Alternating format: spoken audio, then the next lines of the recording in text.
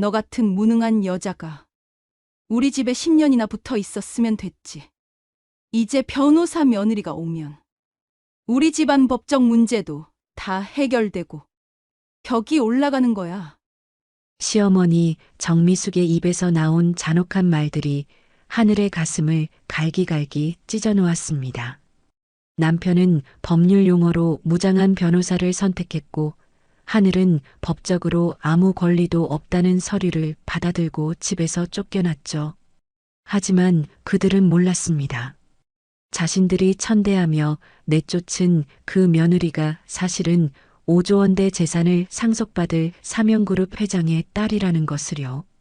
10년간 숨겨온 진짜 정체가 밝혀질 때 과연 어떤 일이 벌어질까요? 너 같은 무능한 여자가 우리 집에 10년이나 붙어 있었으면 됐지. 이제 변호사 며느리가 오면 우리 집안 법적 문제도 다 해결되고 격이 올라가는 거야. 시어머니 정미숙의 목소리가 거실 전체를 채웠습니다. 소파에 앉아있던 이하늘은 손에 쥔 서류를 내려다봤어요. 이혼합의서였습니다. 법률 용어들이 빼곡히 적혀 있었죠. 당사자 을은 혼인 기간 중 재산 형성에 대한 기여도가 없음을 인정하며 재산 분할 청구권을 포기한다. 위자료 청구권 또한 포기한다. 하늘의 눈앞이 흐려졌어요. 10년을 함께 살았는데 이렇게 끝나는 건가요? 거실 한쪽에서 남편 민준호가 팔짱을 끼고 서 있었습니다. 그 옆에는 명품 정장을 입은 여자가 당당하게 서 있었어요. 하늘 씨, 제가 작성한 합의서예요. 법적으로 완벽하니까 그냥 서명하시면 됩니다. 서연이의 목소리는 차갑고 정확했습니다. 명문 로펌 출신답게 자신감이 넘쳤죠. 하늘은 천천히 고개를 들어 서연이를 바라봤어요. 변호사시라고 해서 이렇게 불공정한 합의서를 만드는 건가요? 서연이가 비웃듯 미소를 지었습니다. 불공정하다고요? 하늘 씨는 10년간 집에서 밥이나 하고 청소나 하셨잖아요. 법적으로 재산 형성 기여도가 없다는 게 정확한 표현이에요. 정미숙이 벌떡 일어나며 소리쳤어요. 맞아. 10년 동안 우리 집에서 얹혀 살았으면 감지덕지해야지. 이제 진짜 능력 있는 며느리를 맞이할 때야. 하늘의 가슴 속에서 무언가가 무너져 내렸습니다. 10년간 새벽 5시에 일어나 시어머니 아침상을 차렸던 날들이 스쳐 지나갔어요. 명절마다 혼자서 30인분 음식을 준비했던 기억들이 떠올랐죠. 어머님, 제가 10년간 이 집을 위해 한 일들이 정말 아무 의미도 없었나요? 정미숙이 손을 휘저으며 말을 끊었습니다. 그런 건 며느리로서 당연한 거야. 그걸로 은혜라도 입었다는 식으로 말하지 마. 이제 서연이 변호사님이 우리 집 며느리가 되는 거야. 서연이가 가방에서 명함 한 장을 꺼내 탁자 위에 올려놨어요. 참고로 제 명함이에요. 저희 로펌은 국내 3대 로펌 중 하나죠. 어머님, 앞으로 집안에 법적 문제 생기면 제가 다 해결해 드릴게요. 정미숙의 얼굴에 환한 미소가 번졌습니다. 역시 우리 집에 변호사 며느리가 오면 얼마나 든든해. 친척들한테 자랑할 일이 생겼네. 준호가 처음으로 입을 열었어요. 하늘아, 이제 그만해. 우리는 이미 끝났어. 각자 새로운 삶을 살자. 하늘은 남편을 똑바로 바라봤습니다. 10년을 함께 산 사람의 눈빛이 아니었어요. 이미 마음이 떠난 사람의 눈이었죠. 여보, 정말 이게 당신 마음이에요? 6개월 전까지만 해도 우리 행복했잖아요. 준호가 고개를 돌렸어요. 행복? 그냥 습관적으로 살았던 거야. 연희를 만나고 나서야 진짜 사랑이 뭔지 알았어. 서연이가 준호의 팔을 자연스럽게 끼었습니다. 하늘 씨, 준호 오빠는 이제 제 남자예요. 빨리 서명하고 정리하세요. 법적으로 질질 끌면 하늘 씨만 손해거든요. 정미숙이 시계를 보며 재촉했어요. 맞아. 오늘 안으로 짐 싸서 나가. 연희가 이번 주말에 이사 온다고 했어. 하늘은 서류를 내려다봤습니다. 10년의 결혼 생활이 A사 용지 3장으로 정리되고 있었어요. 재산 분할도 없고 위자료도 없이 그냥 쫓겨나는 거였죠. 알겠습니다. 짐을 싸겠어요. 하늘의 목소리는 차분했지만 속은 끓어오르고 있었어요. 하지만 끝까지 자신의 정체를 밝히지 않기로 마음먹었습니다. 이런 사람들에게 굽히고 싶지 않았거든요. 방으로 올라가는 하늘의 뒷모습을 보며 서연이가 만족스럽게 웃었습니다. 어머님, 제가 법적으로 완벽하게 처리했으니 걱정 마세요. 하늘 씨가 나중에 재산분할 소송 같은 거 걸어도 승산 없어요. 정미숙이 감탄하며 고개를 끄덕였어요. 역시 변호사는 다르네. 하늘이 같은 무식한 애와는 차원이 다르지. 하늘은 방에서 10년간 모아둔 물건들을 캐리어에 담았습니다. 많지도 않았어요. 시어머니가 검소하게 살라고 해서 제대로 된 옷 한 벌 사본 적이 없었거든요. 서랍을 열어보니 결혼 반지가 있었습니다. 한때는 사랑의 증표였지만 이제는 의미가 없었어요. 하늘은 반지를 빼내어 책상 위에 올려뒀습니다. 그때 오래된 명함 한 장이 눈에 띄었어요. 구겨진 명함이었지만 글씨는 선명했습니다. 삼영그룹 회장 이동진. 하늘은 명함을 주머니에 넣었어요. 아직은 아니에요. 아직은 때가 아니라고 생각했습니다. 캐리어를 끌고 계단을 내려오는 하늘을 보며 정미숙이 마지막으로 독서를 퍼부었어요. 평생 빌어먹고 살아라. 능력도 없으면서 10년이나 우리 집에 붙어 있었으니 이제 현실을 깨달아야지. 하늘은 대답하지 않았습니다. 현관문을 열고 나서기 전에 한번 뒤를 돌아봤어요. 10년간 살았던 집이었지만 이제 남의 집이 되었습니다. 서연이가 현관까지 따라 나와서 비웃듯 말했어요. 하늘 씨, 앞으로 연락하지 마세요. 준호 오빠한테 문자나 전화하면 법적 조치 취할 수 있으니까요. 스토킹 처벌법 아시죠?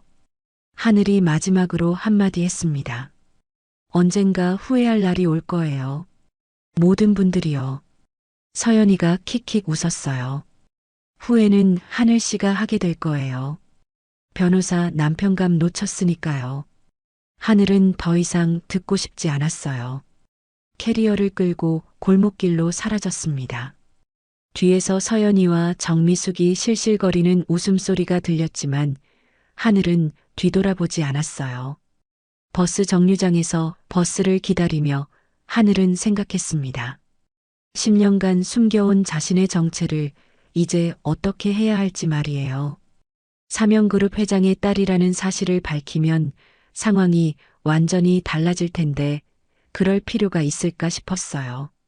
하늘은 휴대폰을 꺼내 오랫동안 보지 않았던 번호를 찾았습니다. 아버지의 번호였어요. 하지만 전화를 걸지는 않았습니다. 아직은 아니에요. 제 힘으로 일어서는 걸 보여드리고 싶어요. 하늘은 혼잣말을 하며 버스에 올랐습니다. 새로운 시작이었죠. 하지만 그들이 저지른 일에 대한 대가는 반드시 치르게 될 거예요. 그건 하늘이 아니라 그들 스스로가 만들어갈 운명이었습니다. 10년 전으로 시간을 돌려보겠습니다. 당시 28세였던 이하늘은 삼영그룹 본사 회장실에서 아버지와 마지막 대화를 나누고 있었어요. 아버지, 전 이런 삶은 싫어요. 재벌가의 딸로 살면서 정략 결혼하고 평생 가문의 꼭두각시로 살고 싶지 않다고요. 이동진 회장은 딸의 말에 한숨을 쉬었습니다.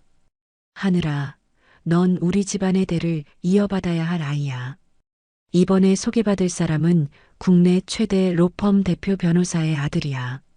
법조계 명문가지. 싫어요. 전 한 번도 만나본 적 없는 사람과 결혼할 수 없어요. 하늘의 목소리에는 확고한 의지가 담겨 있었어요.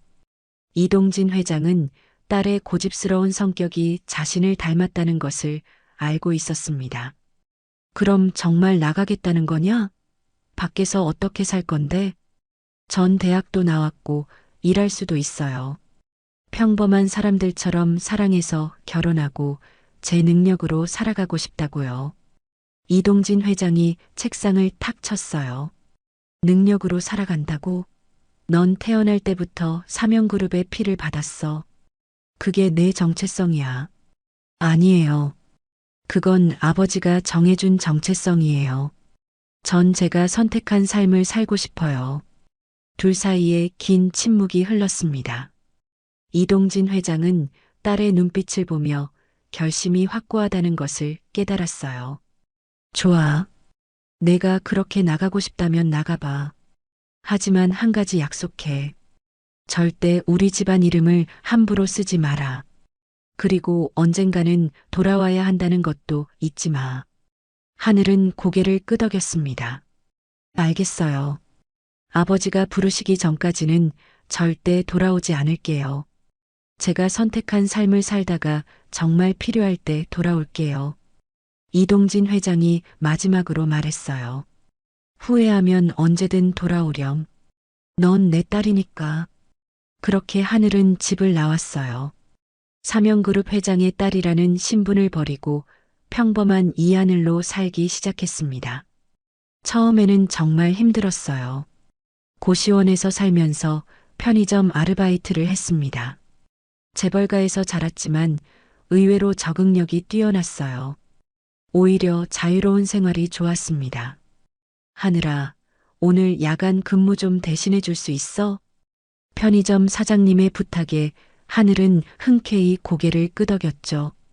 네, 괜찮아요. 제가 할게요.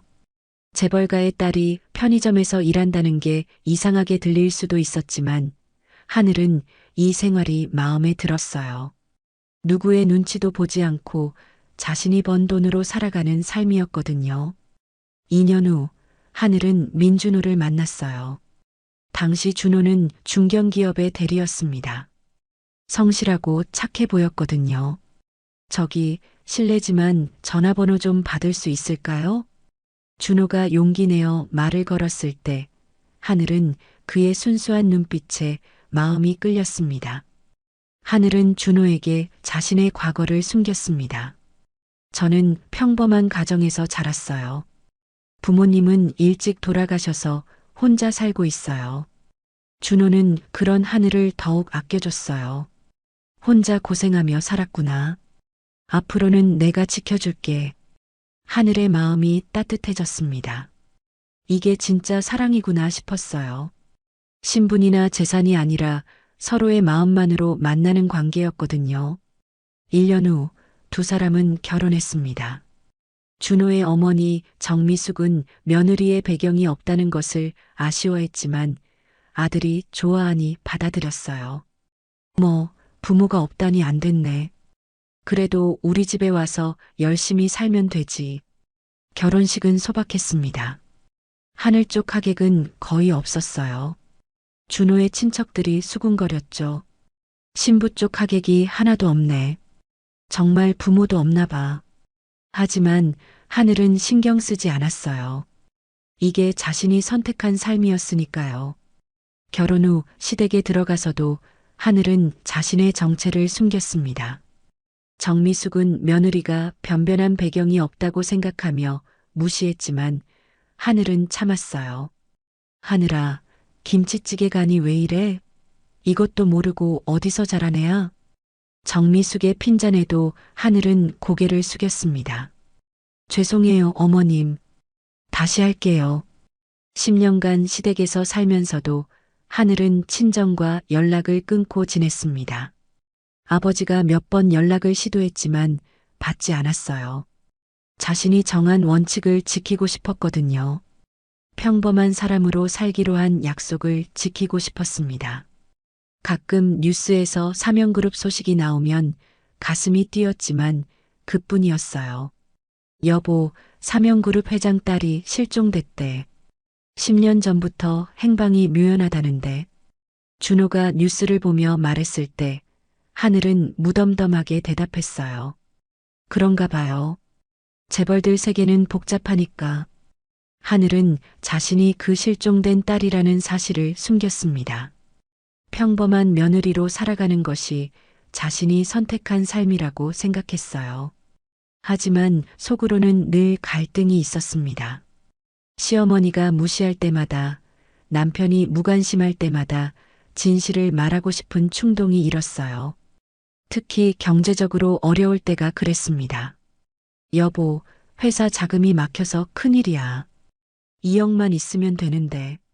준호가 고민할 때 하늘은 친정의 도움을 요청하고 싶었지만 참았습니다. 자존심이 허락하지 않았거든요. 제가 아르바이트라도 할게요. 조금씩 모아봐요. 하늘의 제안에 정미숙이 코웃음을 쳤어요. 내가 벌어서 얼마나 된다고. 쓸데없는 소리 하지 마. 하늘은 입을 다물었습니다. 사실 전화 한 통이면 해결될 일이었지만 하지 않았어요. 그런 하늘을 보며 정미숙은 더욱 무시했습니다. 이것도 모르고 저것도 모르고 정말 어디서 자란 애인지 모르겠어. 제대로 된 교육도 못 받았나 봐. 삼영그룹 회장의 딸로 자라면서 받은 최고의 교육, 해외 유학 경험, 여러 언어에 능통한 실력을 아무도 몰랐어요. 하늘은 일부러 그런 면들을 숨기고 평범하게 행동했습니다. 가끔 준호가 외국 바이어와 미팅이 있을 때 통역이 필요하다고 하면 하늘은 모른 척했어요. 여보, 내일 중국 바이어 만나는데 통역사 구하기가 힘드네. 하늘은 속으로는 중국어가 유창했지만 내색하지 않았습니다. 통역 업체에 알아봐요. 실제로는 영어, 중국어, 일본어 모두 능숙했지만 말이죠. 10년이 흐르는 동안 하늘의 아버지 이동진 회장은 계속 기다렸습니다. 언젠가 딸이 돌아올 것이라고 믿으면서 말이에요. 회장님, 따님 소식 아직도 없습니다. 비서의 보고에 이동진 회장은 한숨을 쉬었어요. 계속 찾아봐. 우리 막내가 어디서 뭘 하고 있는지 알아야지. 하지만 하늘은 철저히 숨어 있었습니다. 평범한 며느리로 살면서 자신의 진짜 정체를 숨기고 있었거든요. 그러던 중 6개월 전 서연이가 나타났습니다. 인생이 완전히 바뀌는 순간이었죠. 준호의 회사에 법률 자문으로 온 건 6개월 전이었습니다. 민준호 대리님, 새로 오신 법률 자문 변호사님이세요. 회사 직원의 소개로 준호는 서연이를 처음 만났어요. 안녕하세요. 로펌 대안에서 나온 서연이 변호사입니다. 앞으로 귀사의 법률 업무를 맡게 됐어요. 서연이는 명품 정장에 화려한 메이크업을 하고 있었습니다. 35세였지만 동안이라 20대 후반처럼 보였어요. 아, 네. 반갑습니다. 준호는 처음에는 그냥 업무상 만나는 사람이라고 생각했어요. 하지만 서연이는 달랐습니다. 처음부터 준호를 노리고 있었거든요. 서연이는 준호의 회사 서류를 검토하면서 그의 재산 상태를 파악했어요. 민 대리님, 회사 지분이 상당하시네요. 부동산도 몇 개 갖고 계시고요. 아, 네. 그건 어머니 명의도 포함돼 있어요. 서연이의 눈이 반짝였습니다. 괜찮은 타겟이라고 판단했어요. 그런데 민 대리님, 혹시 결혼하셨어요? 준호는 잠시 망설이다가 대답했습니다. 네, 결혼한 지 10년 됐어요. 서연이는 속으로 미소를 지었어요. 결혼한 지 오래됐다는 건 권태기가 왔을 가능성이 높다는 뜻이었거든요. 아, 그러시구나. 부인분은 어떤 일 하세요? 그냥 집에서 살림만 해요. 서연이는 더욱 자신감이 생겼습니다. 경쟁 상대가 전업주부라니 쉬울 것 같았어요. 그날 이후 서연이는 준호에게 자주 연락했습니다. 민 대리님, 계약서 검토 끝났는데 커피 한잔 하면서 설명해 드릴까요? 준호는 업무상 만남이라고 생각하며 응했어요. 하지만 서연이의 의도는 달랐습니다.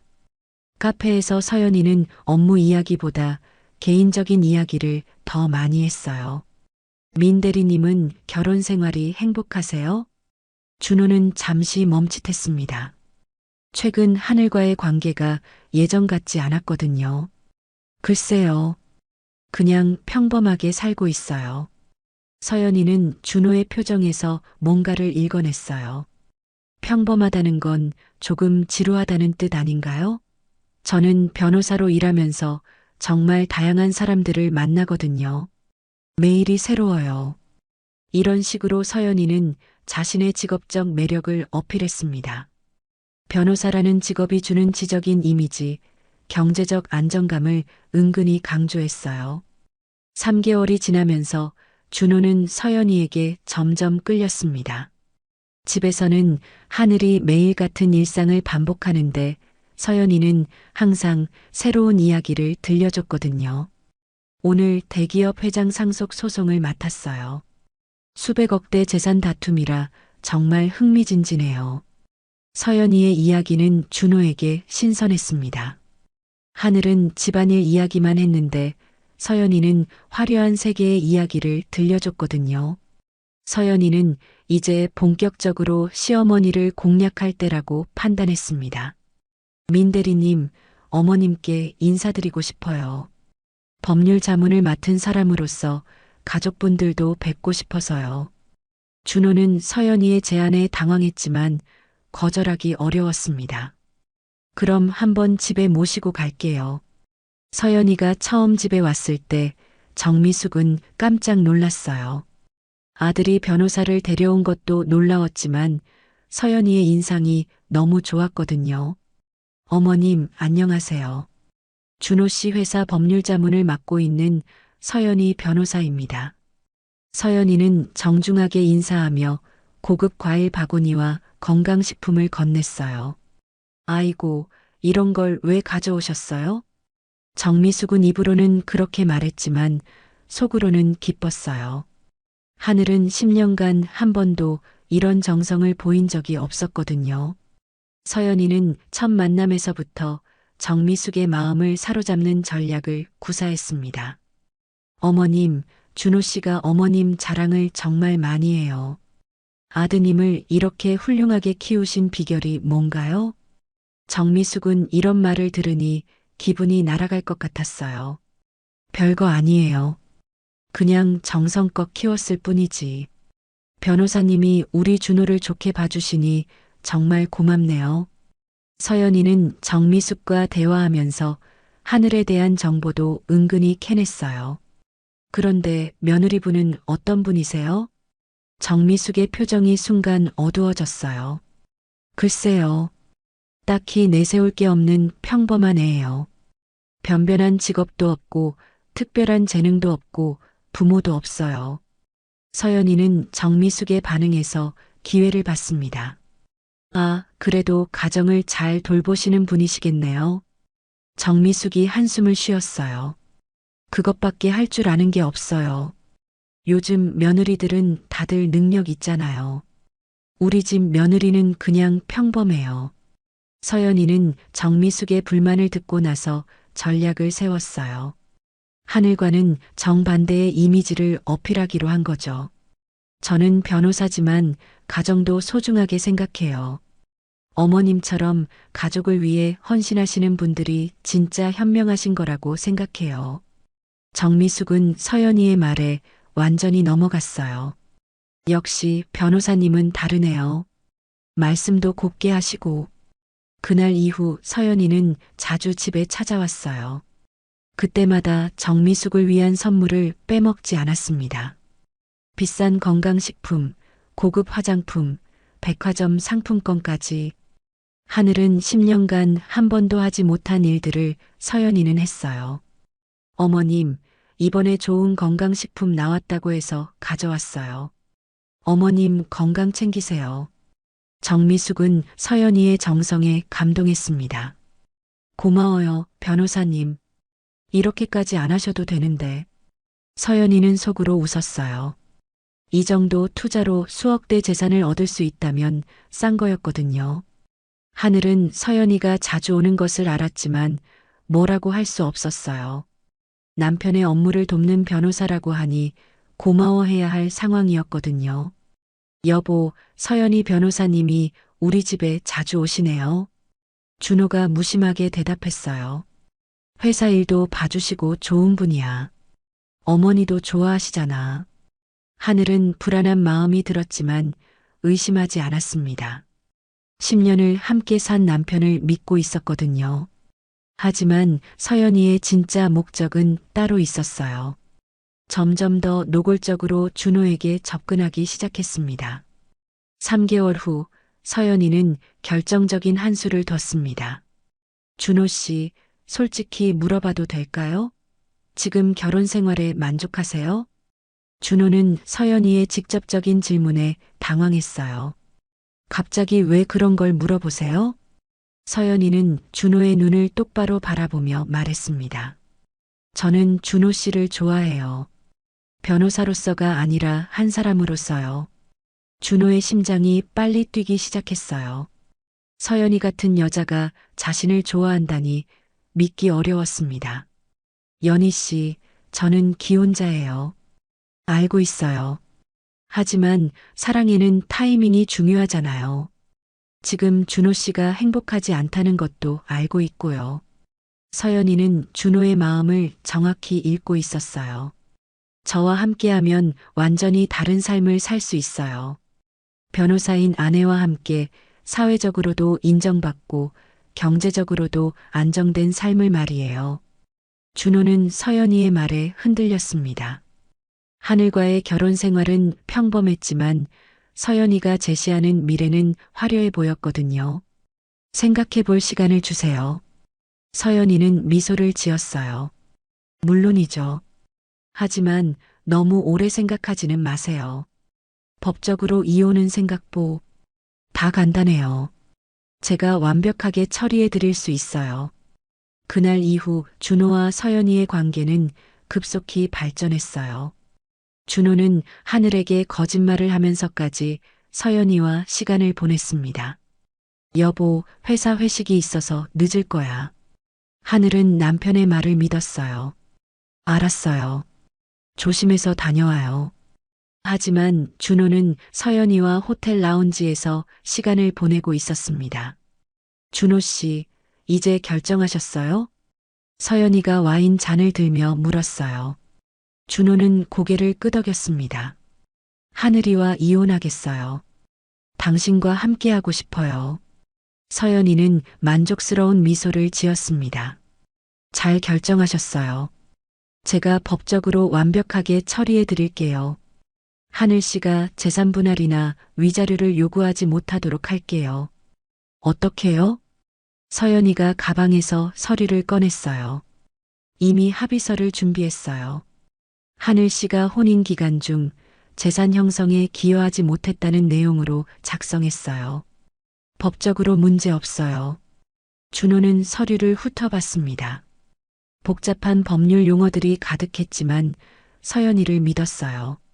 이제 어머님을 설득해야겠네요.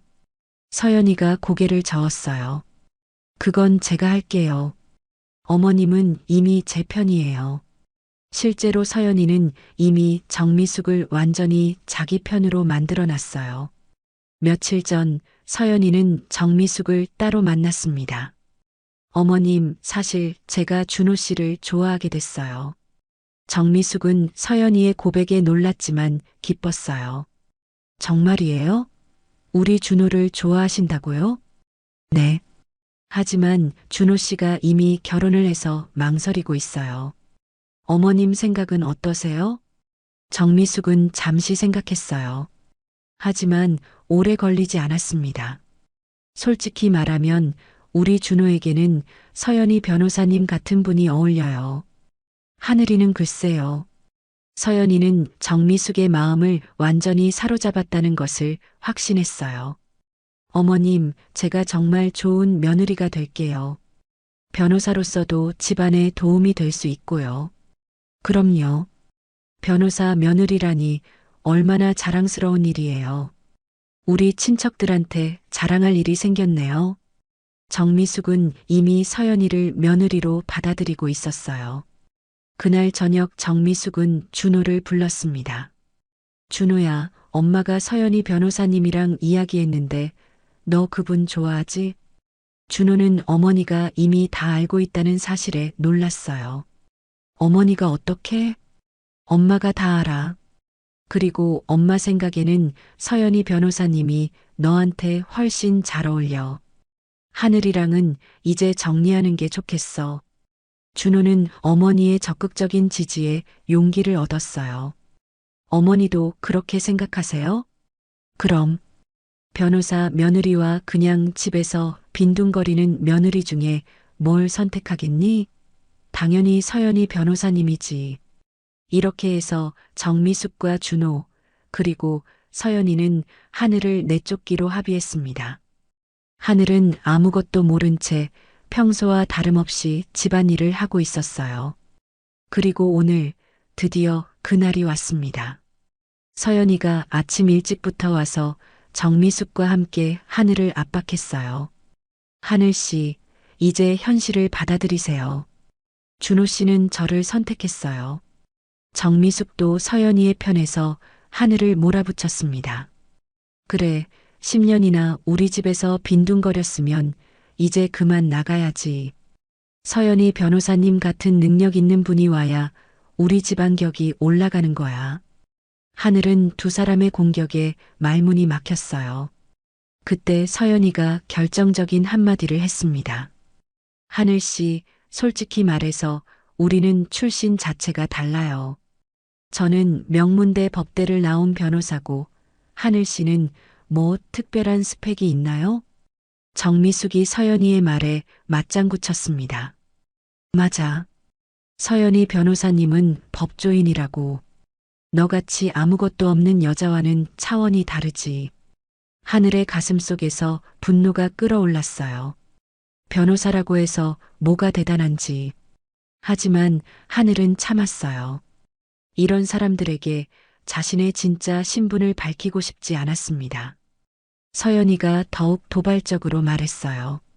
하늘 씨, 앞으로는 연락도 하지 마세요. 준호 씨한테 문자나 전화하면 법적 조치 취할 수 있으니까요. 스토킹 처벌법 아시죠? 하늘은 서연이의 거만한 태도에 치가 떨렸어요. 하지만 침착함을 잃지 않았습니다. 법적 조치요? 변호사시니까 법을 잘 아시겠네요. 서연이가 콧방귀를 뀌었어요. 당연하죠. 저는 수백 건의 소송을 다뤄봤어요. 법정에서 이겨본 경험이 수없이 많고요. 정미숙이 감탄하며 말했어요. 역시 변호사님은 다르네. 우리 집에 이런 든든한 며느리가 오다니 꿈만 같아.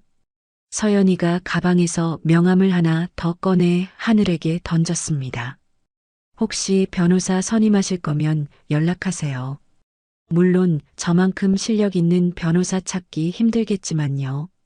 하늘은 바닥에 떨어진 명함을 내려다봤어요. 오만함이 가득한 명함이었습니다. 준호가 마지막으로 말했어요. 하늘아, 이제 그만해.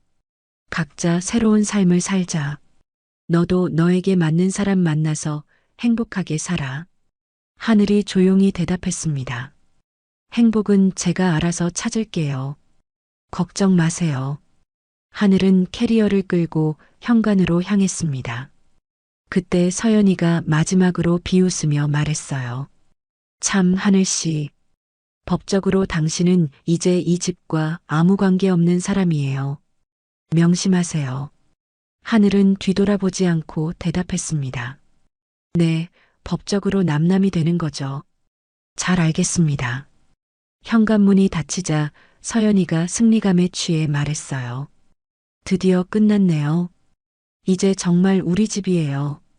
정미숙도 기뻐하며 서연이를 껴안았습니다. 고생했어요, 서연이 변호사님. 이제부터 우리가 진짜 가족이에요. 준호는 창문으로 하늘이 사라지는 모습을 봤지만 아무런 감정도 느끼지 않았어요. 오히려 후련했습니다. 하지만 그들은 몰랐어요. 자신들이 방금 내쫓은 여자가 누구인지를 말이에요. 하늘은 버스를 타고 고시원으로 향했습니다. 20년 전 처음 집을 나왔을 때 살았던 그 고시원이었어요. 방은 여전히 작았습니다. 침대 하나, 책상 하나가 전부였죠. 10년간 넓은 집에서 살았던 하늘에게는 충격적인 공간이었어요. 하지만 하늘은 불평하지 않았습니다. 오히려 이런 생활이 익숙했어요. 20년 전 경험이 있었으니까요. 캐리어를 풀고 옷가지를 정리하며 하늘은 생각했습니다. 이제 어떻게 해야 할까요? 다음 날부터 하늘은 일자리를 찾아다녔어요. 나이가 38세라서 쉽지 않았지만 포기하지 않았습니다. 며칠 후 동네 카페에서 아르바이트 자리를 구했어요. 시급은 많지 않았지만 일단 시작하는 게 중요했습니다.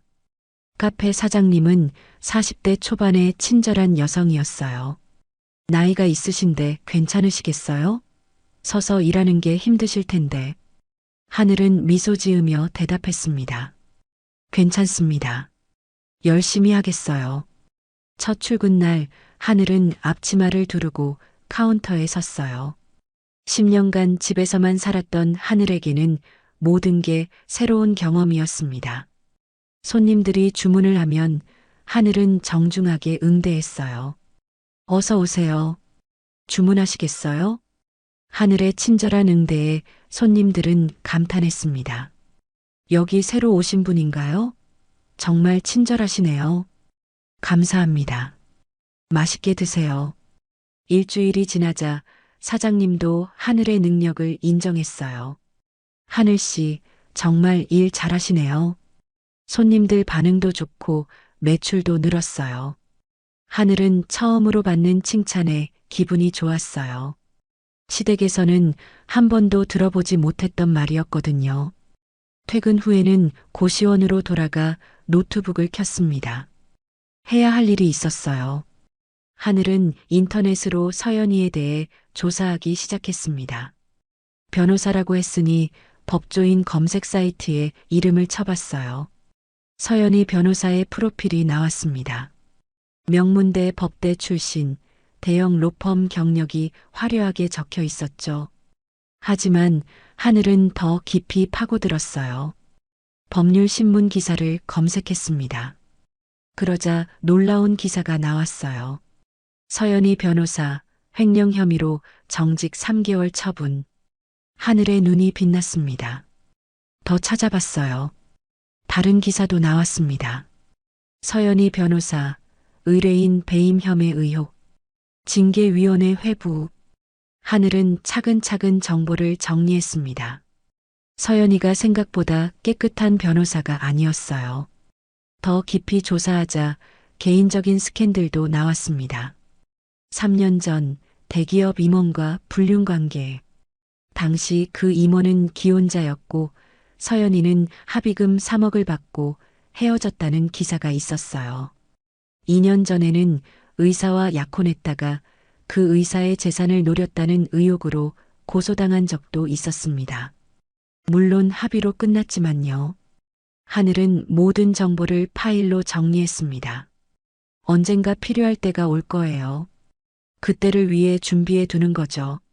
한편 시댁에서는 서연이가 안주인 행세를 하며 살고 있었습니다. 정미숙은 친척들에게 전화를 걸어 자랑했어요.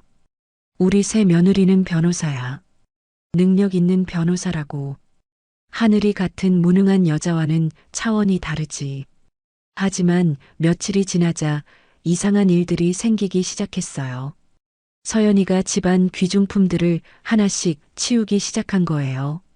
어머님, 이 금반지들 안전한 곳에 보관할게요. 집에 두면 도둑 맞을 수도 있잖아요. 정미숙은 서연이를 믿고 건넸습니다.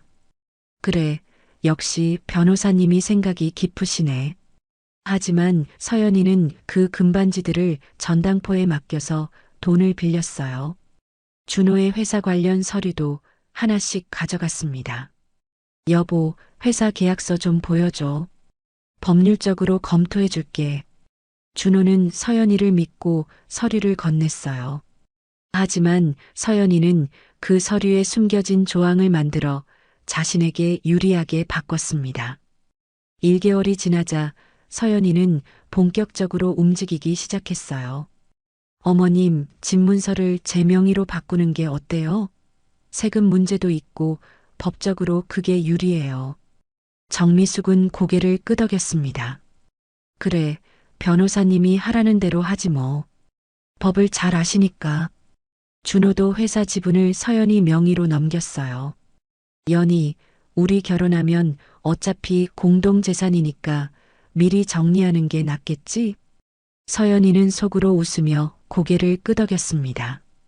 그래요, 여보. 제가 법적으로 안전하게 관리할게요. 이렇게 해서 집과 회사 지분, 그리고 정미숙의 예금까지 모두 서연이 명의로 넘어갔어요. 한편 하늘은 카페에서 일하면서 점점 자신감을 찾아가고 있었습니다. 손님들도 하늘을 좋아했고 매출도 꾸준히 늘었어요. 사장님이 하늘에게 제안했습니다. 하늘 씨, 정식 직원으로 일해 보실래요? 급여도 올려드릴게요. 하늘은 기쁘게 받아들였습니다. 감사합니다. 열심히 하겠어요. 그런데 어느 날 하늘은 카페에 온 손님을 보고 깜짝 놀랐어요. 아버지 회사 임원 중 한 명이었거든요.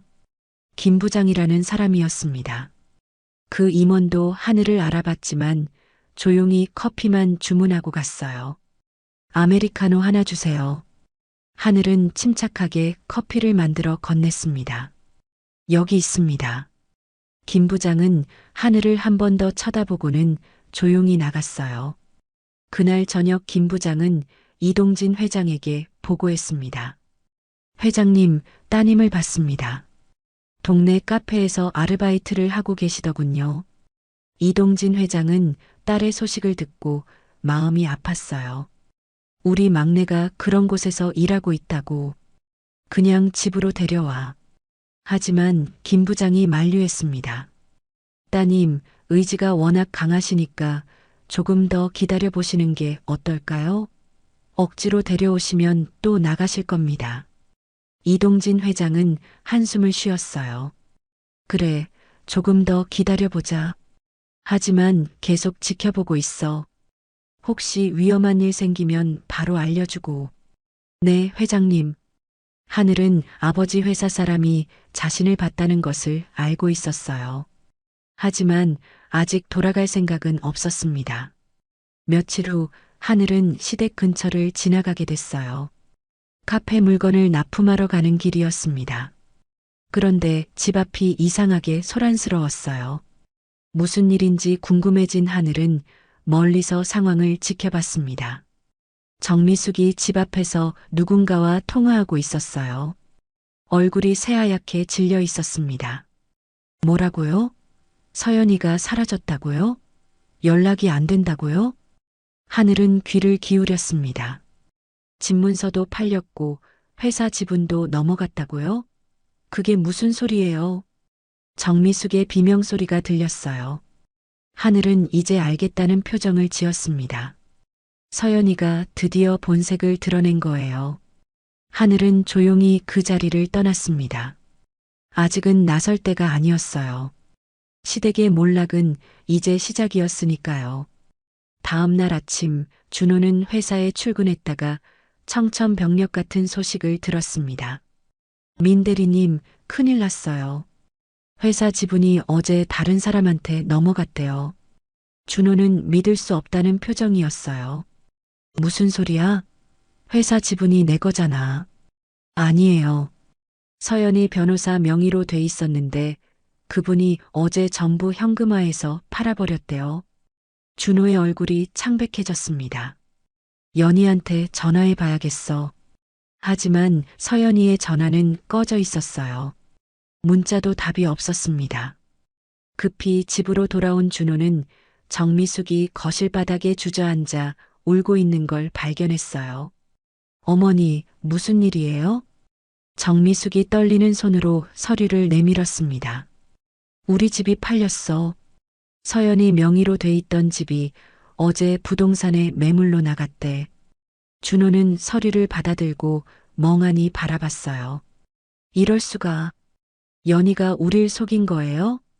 정미숙이 울부짖었습니다. 내가 뭘 한 거야? 변호사라길래 믿었는데 사기꾼이었잖아. 그때 현관벨이 울렸어요. 경찰이었습니다. 민준호 씨 댁 맞으십니까? 준호가 떨리는 목소리로 대답했어요. 네, 맞습니다. 서연이 본명 서미선에 대한 고소건으로 왔습니다. 본명이 서미선이라고요? 경찰관이 서류를 보여줬습니다. 서미선은 결혼 사기 전과 산범입니다. 변호사 신분을 이용해서 여러 남자들을 속였어요. 정미숙이 기절할 듯이 소리쳤어요. 변호사가 아니라고요? 경찰관이 고개를 저었어요. 아니요, 변호사 맞습니다. 하지만 과거에 횡령, 배임 등으로 여러 번 징계받은 전력이 있어요. 결혼을 미끼로 재산을 탈취하는 게 수법이에요. 준호는 믿을 수 없다는 표정이었습니다. 그럼 우리 재산은 어떻게 되는 거예요? 경찰관이 안타깝게 말했습니다. 이미 서미선이 모든 걸 현금화해서 해외로 도주했어요. 어제 인천공항에서 출국 기록이 확인됐습니다. 정미숙이 바닥을 치며 울었어요. 내가 뭘 한 거야? 10년간 우리 집을 지켜온 하늘이를 쫓아내고 사기꾼을 믿다니. 준호도 자신의 어리석음을 깨달았습니다. 하늘이한테 어떻게 사과해야 할까요? 내가 너무 잘못했어요. 경찰관이 서류를 정리하며 말했어요. 일단 고소장을 접수하겠습니다. 하지만 서미선을 잡아도 이미 쓴 돈은 되돌리기 어려워요. 법적으로 여러분이 직접 명의 이전에 서명하셨으니까요. 그 말에 정미숙은 완전히 무너졌습니다. 경찰이 떠난 후 집은 조용해졌어요. 아니, 곧 남의 집이 될 곳이었죠. 며칠 후 집 주인이 바뀌면서 준호와 정미숙은 쫓겨났습니다. 짐을 챙겨 작은 원룸으로 이사가는 날 정미숙은 계속 울기만 했어요. 내가 수천억짜리 며느리를 버리고 사기꾼을 택했다니. 하늘이가 그렇게 말했잖아. 후회할 날이 올 거라고. 준호도 후회했지만 이미 늦었습니다. 원룸은 좁고 낡았어요. 10년간 살았던 넓은 집과는 천지 차이였습니다. 정미숙이 원룸 바닥에 주저앉아 말했어요. 하늘이 전화번호라도 알았으면 사과라도 할 텐데.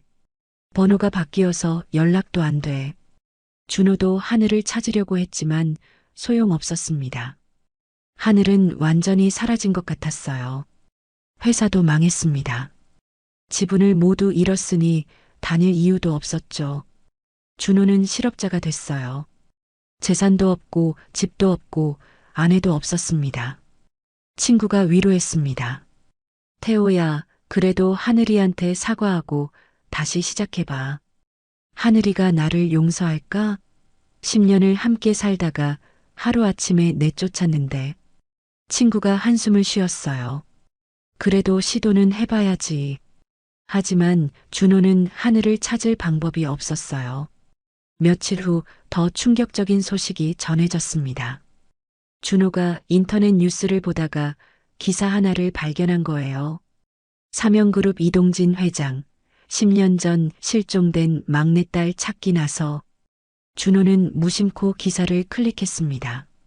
이동진 회장은 10년 전 집을 나간 셋째 딸 이하늘 양을 공개적으로 찾고 있다고 밝혔다. 이하늘 양은 재벌가의 삶을 거부하고 평범하게 살기 위해 집을 나갔으며 현재 행방이 묘연한 상태다. 이 회장은 딸이 상속받을 재산이 5조 원대에 이른다고 밝혔다. 준호는 기사를 보고 기절할 뻔했어요. 하늘이가 삼영그룹 회장의 딸이라고. 정미숙을 불러 기사를 보여줬습니다. 어머니, 이것 좀 보세요. 정미숙도 기사를 읽고는 그 자리에 주저앉았어요. 우리가 10년간 함께 산 며느리가 재벌가 딸이었다니. 사진도 있었습니다. 어렸을 때 하늘의 사진이었지만 확실히 하늘이 맞았어요. 준호가 절망적으로 말했어요. 우리가 얼마나 어리석었는지 5조 원짜리 상속료를 내쫓고 사기꾼을 믿다니. 정미숙도 후회했지만 이미 늦었습니다. 내가 뭘 한 거야? 변호사 며느리 하나 드린다고 수천억짜리 며느리를 내 손으로 쫓아냈다니. 준호는 하늘에게 연락을 시도했지만 번호는 여전히 바뀌어 있었어요. 이메일도 보냈지만 답이 없었습니다. 며칠 동안 준호와 정미숙은 절망 속에서 살았어요. 친척들한테 전화가 왔습니다. 야, 너희 뉴스 봤냐? 하늘이가 삼형그룹 딸이었다며? 너희가 쫓아낸 게 맞냐? 정미숙은 전화를 받을 수가 없었어요. 친척들의 비난이 쏟아졌거든요. 너희가 미쳤냐? 재벌가 며느리를 쫓아내고 사기꾼한테 속다니. 정미숙은 전화를 끊고 울기만 했습니다. 한편 서미선은 태국에 도착해 있었어요. 한국에서 탈취한 돈으로 호화로운 생활을 즐기고 있었습니다. 하지만 한국 경찰이 인터폴에 수배를 요청했고 2주 후 서미선은 방콕에서 체포됐어요. 한국으로 송환된 서미선은 재판을 받게 됐습니다. 법정에서 서미선은 준호와 정미숙을 보며 비웃었어요. 당신들이 너무 쉬워서 속인 거예요. 변호사라고 하니까 바로 믿더라고요. 정미숙이 분노하며 소리쳤습니다. 이 사기꾼아, 우리 가정을 파탄낸 주제에. 서미선이 태연하게 대답했어요. 저는 거짓말만 했을 뿐이에요. 정작 바보같이 속은 건 당신들이잖아요. 특히 하늘 씨를 쫓아낸 건 제가 시킨 게 아니라 당신들이 선택한 거고요. 준호는 서미선의 말에 할 말이 없었어요. 사실이었거든요. 재판 결과 서미선은 사기죄로 징역 5년을 선고받았어요. 하지만 이미 써버린 돈은 되돌릴 수 없었습니다. 준호와 정미숙은 완전히 망했어요. 집도 없고 돈도 없어서 작은 원룸에서 어렵게 살고 있었습니다. 그런데 어느 날 놀라운 일이 벌어졌습니다. TV 뉴스가 전국을 떠들썩하게 만들었습니다. 속보입니다. 삼형그룹 이동진 회장이 10년 전 실종됐던 막내딸 이하늘 양을 찾았다고 발표했습니다. 앵커의 목소리가 이어졌어요. 이하늘 양은 28세에 집을 나가 10년간 일반인으로 살아왔으며 최근 이혼 후 카페에서 아르바이트를 하던 중 아버지와 재회했습니다. 이하늘 양이 상속받을 재산은 5조 원대로 추정됩니다. 화면에 하늘의 사진이 떴어요. 삼형그룹 본사 앞에서 정장을 입고 당당하게 서 있는 모습이었습니다. 준호는 TV를 보다가 리모컨을 떨어뜨렸어요. 정미숙도 화면을 보고는 기절할 듯이 소리쳤습니다. 저 사람이 하늘이야. 네, 맞아요. 우리가 쫓아낸 사람이요. 정미숙은 바닥에 주저앉았어요. 내가 5조짜리 며느리를 쫓아냈어. 변호사 사기꾼 믿고. 뉴스는 계속됐습니다. 이동진 회장은 딸이 평범한 삶을 살고 싶어 했지만 이제는 그룹을 이어받을 준비가 됐다고 밝혔습니다. 이하늘 양은 다음 주부터 삼형그룹 부회장으로 공식 업무를 시작합니다. 준호의 손이 떨렸어요. 부회장이라고. 하늘이가 재벌가 부회장이 됐다고. 정미숙이 통곡했습니다. 내가 미쳤었어. 10년간 우리 집을 지켜온 며느리가 이렇게 대단한 사람이었는데. 준호는 급히 하늘에게 전화를 걸어봤지만 여전히 연결되지 않았어요. 이메일도 보냈습니다. 하늘아, 미안해. 정말 잘못했어. 다시 만나서 이야기하자. 제발 한 번만 기회를 줘. 하지만 답은 오지 않았습니다. 며칠 후 준호는 삼형그룹 본사를 찾아갔어요. 하늘을 만나야 했습니다. 로비에서 안내 데스크 직원에게 말했어요. 저기, 이하늘 부회장님을 만나고 싶은데요. 직원이 차갑게 대답했습니다. 예약 있으세요? 아니요. 하지만 저는 전 남편인데요. 직원의 표정이 더 차가워졌어요. 예약 없으시면 만날 수 없습니다. 돌아가세요. 준호는 로비에서 하루 종일 기다렸지만 하늘은 나타나지 않았습니다. 저녁이 되자 경비가 다가왔어요. 여기서 계속 계시면 곤란합니다. 나가주세요. 준호는 어쩔 수 없이 나왔어요. 집으로 돌아온 준호는 정미숙에게 말했습니다. 하늘이를 만날 수가 없어요. 회사에서 막아요. 정미숙이 울며 말했어요. 당연하지. 우리가 그 애를 어떻게 대했는데 용서받을 수 있을 것 같아? 그런데 며칠 후 놀라운 일이 벌어졌습니다. 준호가 원룸 앞에 멈춰선 고급 승용차를 발견한 거예요. 벤츠 S클래스였습니다. 차 문이 열리고 정장을 입은 여자가 내렸어요. 하늘이었습니다. 준호는 믿을 수 없다는 표정으로 하늘을 바라봤어요. 하늘아. 정미숙도 급히 나왔습니다. 하늘아, 우리 며느리. 하지만 하늘의 표정은 차가웠어요. 옆에는 비서가 서 있었습니다. 정미숙이 하늘 앞에 무릎을 꿇었어요. 하늘아, 미안해. 내가 정말 잘못했어. 다시 우리 며느리가 되어줘. 준호도 무릎을 꿇었습니다. 하늘아, 용서해줘. 우리 다시 시작하자. 내가 너무 잘못했어. 하늘은 그들을 내려다보며 조용히 말했어요. 일어나세요. 무릎 꿇을 필요 없어요. 정미숙이 희망에 찬 표정으로 일어났습니다. 그럼 용서해 준다는 거니? 하늘이 고개를 저었어요. 아니요.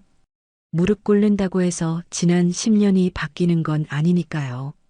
준호가 애원했습니다. 하늘아, 제발. 한 번만 기회를 줘. 내가 정말 잘못했어. 하늘은 차갑게 대답했어요. 기회는 10년간 충분히 드렸어요. 매일 새벽 5시에 일어나 아침상 차릴 때마다, 명절에 혼자 30인분 음식 준비할 때마다, 어머님이 무시하실 때마다 기회를 드렸죠. 정미숙이 울며 말했어요. 내가 몰랐어. 내가 이렇게 대단한 사람인 줄. 하늘이 비웃듯 말했습니다. 제가 대단해서 잘해주시려는 거예요? 그럼 제가 평범한 사람이었으면 계속 무시하셨겠네요. 정미숙은 할 말이 없었어요. 준호가 마지막으로 매달렸습니다. 하늘아, 우리가 서연이한테 속은 거야. 그 여자가 사기꾼이었어. 하늘이 냉정하게 대답했어요. 알고 있어요. 서연이, 본명 서미선이 결혼 사기범이라는 거. 전 진작부터 알고 있었어요. 준호가 놀라 물었어요. 알고 있었다고? 그럼 왜 말하지 않았어? 하늘이 차갑게 웃었습니다. 말했으면 믿으셨어요? 변호사가 사기꾼이라고 했으면 오히려 저를 더 무시하셨겠죠. 정미숙은 고개를 숙였어요. 사실이었거든요. 하늘이 마지막으로 말했습니다. 어머님, 저를 며느리라고 부르셨죠? 저를 천한 계집이라고 하시면서 쫓아내신 분이 이제 와서 며느리라고 하시네요. 정미숙이 울며 사과했어요. 미안해. 정말 미안해. 하늘은 준호를 바라봤습니다. 준호 씨, 법적으로 우리는 이미 남남이에요. 서연이 변호사님이 만든 완벽한 이혼 합의서로 말이에요. 준호는 자신이 한 말이 돌아오는 것을 느꼈어요. 하늘아. 하늘이 비서에게 고개를 끄덕였습니다. 가죠. 비서가 차 문을 열어줬어요. 하늘이 차에 오르기 전 마지막으로 말했습니다. 두 분, 선택에는 책임이 따르는 거예요. 변호사 며느리를 선택하신 결과가 지금이고요. 차 문이 닫혔고 차는 천천히 떠났어요. 정미숙과 준호는 그 자리에 멍하니 서 있었습니다. 정미숙이 울부짖었어요. 내가 정말 미쳤었어. 5조짜리 며느리를 내 손으로 쫓아냈다니. 준호도 절망했지만 이미 늦었습니다. 진짜 기회는 영원히 사라진 거였어요. 차 안에서 하늘은 창밖을 바라봤습니다. 비서가 조심스럽게 물었어요. 부회장님, 괜찮으세요? 하늘이 고개를 끄덕였습니다. 네, 괜찮아요. 이제 정말 끝났으니까요. 비서가 서류를 건넸어요. 다음 주 이사회 자료입니다. 하늘은 서류를 받아들고 읽기 시작했습니다. 이제 삼영그룹 부회장으로서 새로운 삶이 시작되는 거였어요. 그리고 준호와 정미숙은 자신들이 선택한 결과를 평생 안고 살아가야 했습니다. 3개월이 흘렀습니다. 하늘은 이제 완전히 삼영그룹 부회장으로 자리 잡았어요. 경제신문마다 하늘의 이야기가 실렸습니다. 10년간 숨어 살았던 재벌가 상속녀, 삼영그룹 경영 혁신 이끌다. 하늘은 평범한 사람들과 함께 살았던 경험을 바탕으로 회사를 바꿔나갔어요. 직원 복지를 대폭 늘렸고 비정규직을 정규직으로 전환했습니다. 이사회에서 하늘이 말했어요. 저는 10년간 고시원에 살며 아르바이트를 했습니다. 그 경험이 제게 진짜 가치가 무엇인지 가르쳐 줬어요. 임원들은 하늘의 경영 철학에 감탄했습니다. 한편 준호와 정미숙은 여전히 어려운 생활을 하고 있었어요. 준호는 작은 회사에 취직했지만 월급은 많지 않았습니다. 정미숙은 친척들의 구박을 받으며 살았어요. 너희가 하늘이를 어떻게 대했는데 지금 와서 며느리라고 부르냐? 친척들의 비난에 정미숙은 고개를 들 수 없었습니다. 준호의 친구들도 등을 돌렸어요. 야, 너 정말 바보였다. 10년을 함께 산 아내를 하루아침에 버리다니. 준호는 후회했지만 돌이킬 수 없었습니다. 어느 날 준호는 우연히 하늘을 봤어요. 삼영그룹 본사 앞에서였습니다. 하늘은 고급 정장을 입고 직원들과 함께 걷고 있었어요. 자신감 넘치는 모습이었습니다. 준호는 하늘을 부르려다가 멈췄어요. 부를 자격이 없다는 걸 알았거든요. 하늘도 준호를 봤지만 그냥 지나쳤습니다. 더 이상 상관없는 사람이었으니까요. 그날 저녁 준호는 원룸에 돌아와 정미숙에게 말했어요. 어머니, 오늘 하늘이를 봤어요. 정미숙이 눈을 빛냈습니다. 정말? 어디서? 회사 앞에서요. 정말 달라져 있었어요. 자신감 넘치고 당당하더라고요.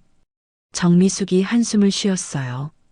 우리가 10년간 그 애의 진짜 모습을 본 적이 없었나 봐. 준호는 고개를 끄덕였습니다. 맞아요. 우리가 보고 싶은 모습만 봤던 거예요. 며칠 후 TV에서 하늘의 인터뷰가 방송됐어요. 준호와 정미숙은 TV 앞에 앉아 인터뷰를 받습니다. 기자가 물었어요. 부회장님, 10년간 신분을 숨기고 살았던 이유가 뭔가요? 하늘이 차분하게 대답했습니다. 재벌가의 삶이 싫었어요. 정략 결혼을 강요받고 평생 가문의 꼭두각시로 살고 싶지 않았거든요. 그래서 평범하게 살기로 결심했습니다. 기자가 다시 물었어요. 결혼 생활은 어땠나요? 하늘은 잠시 생각하더니 대답했습니다. 처음에는 행복했어요. 진심으로 사랑해서 결혼했고 평범한 삶이 좋았거든요. 하지만 사람의 진심은 오래가지 못하더라고요. 전 남편에 대해서는 어떻게 생각하세요? 하늘이 쓸쓸하게 웃었습니다. 그분들은 제게 소중한 교훈을 주셨어요.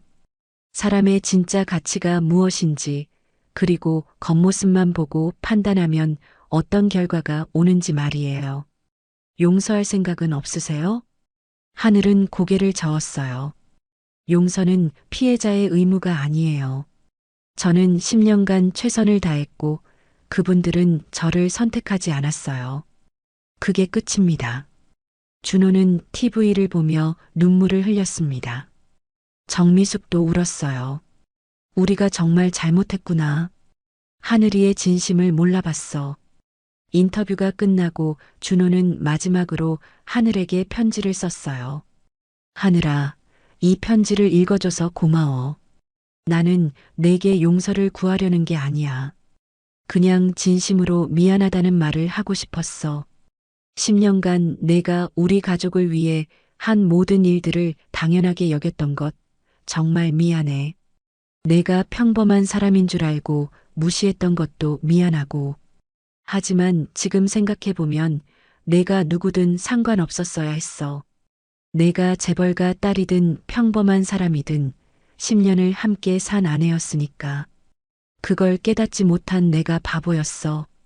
이제 너는 내가 꿈꾸던 삶을 살고 있고 나는 내가 선택한 결과를 살아가고 있어. 행복하게 살아. 그게 내가 바라는 전부야. 편지는 사명그룹 본사로 보내졌지만 답은 오지 않았습니다. 하늘은 편지를 읽었지만 답장하지 않았어요. 더 이상 과거에 얽매이고 싶지 않았거든요.